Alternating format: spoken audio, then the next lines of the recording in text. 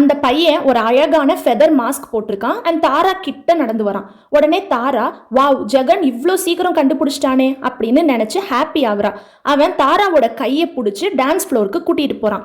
அப்படியே அவனோட கையை தாரா கழுத்துல வச்சு இடுப்பை வளைச்சு 2 பேரும் செம்ம ரொமான்டிக்கா டான்ஸ் ஆடுறாங்க. அப்போ ஜெகன் ஏன் இவ்வளோ சைலண்டா இருக்கான்னு தாராக்கு டவுட் வருது.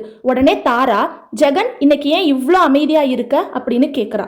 அவன் தாராவோட காது கிட்ட குனிஞ்சு எப்போதும் போல ரொம்ப அழகா இருக்க அப்படின்னு சொல்றான். அந்த வாய்ஸை கேட்ட அடுத்த செகண்ட் தாரா அப்படியே ஷாக் ஆகுறா.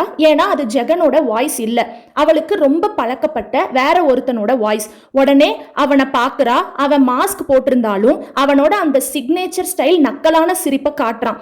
தாராக்கு heart beat எகிரிருச்சு. உடனே அவன் மைண்ட் வாய்ஸ்ல, இவன் இங்க எப்படி வந்தான் அப்படின்னு பயத்துல நடுங்குறான். ஆனா அவன் இவளையே பார்த்துட்டு அப்படியே திரும்பி நடந்து போறான் மாசா.